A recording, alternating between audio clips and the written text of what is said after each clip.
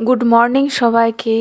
তোমরা কেমন আছো? আমিও খুব ভালো আছি, আশা করি তোমরাও খুব ভালো আছো। প্রিয়াঙ্কা চৌধুরী ব্লগে সবাইকে ওয়েলকাম। আর দেখো, কাল শিবরাত্রি ছিল, তার জন্য কিছু কাজ করতে পারিনি, কাচাকুচি। ওই জন্য আজকে সকাল সকাল আমার নাইটি, আমার ছেলের কিছু জামা প্যান্ট আমি ভিজিয়ে দিচ্ছি, এগুলো কেচে নেবো। আর সকাল মানেই তো জানো তো একটাই মেয়েদের কাজ, সেটা হচ্ছে কাজ আর কাজ। আর কালকে জানো উপোস করে না, আজকে মানে কালকে কিছু বুঝতে পারি না, আজ খিদে খিদে পেয়েছে, ওই জন্য সকাল সকাল বসে গেছি। এই যে বেগুন কেটে রেখেছি, আর ছোলার ডাল আলু দিয়ে, ছোলার ডাল হবে আলু দিয়ে, আর বেগুন ভাজা। আজকে টিফিনে এটাই হবে। টিফিনে কী, যেহেতু কাল উপোস করেছি না, সকালে খিদে পেয়েছে, ওই জন্য ভাবলাম ভাতই বসি। আর দেখো, চান করে চলে এসেছি, এবার একটু ঠাকুরকে পুজো টুজো দিয়ে নেব, তারপর একদম সোজা চলে যাব রান্নাঘরে।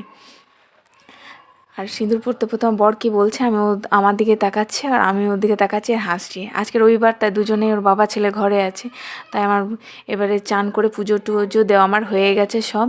এবারে এসে আমি রান্নাঘরে চলে এসেছি। দেখো, ছোলার ডাল কষাবো, মশলাটা কষিয়ে ছোলার ডালটা দিয়ে দেবো আলু দিয়ে। আর দেখো বেগুন ভাজবো। আর বেগুন ভাজা কার কার ভালো লাগে সেটা আমাকে জানাবে, আমার তো ভীষণ ভালো লাগে।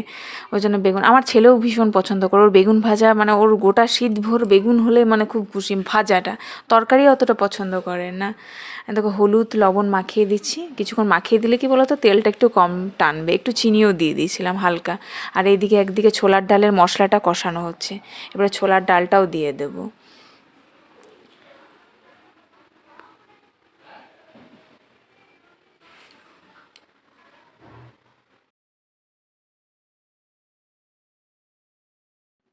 দেখো, তেল গরম করে বেগুনগুলো দিয়ে দিয়েছি, আমার প্রায় ভাজা মানে অনেকটা হয়েই গেছে, পুরো লাল লাল।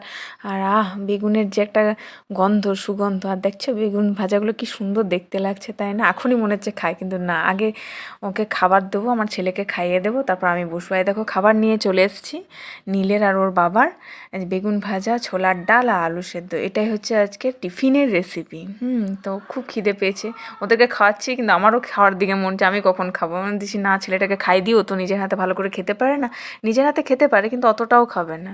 ওই জন্য খাইয়ে দিই, তারপরে আমি খাবো।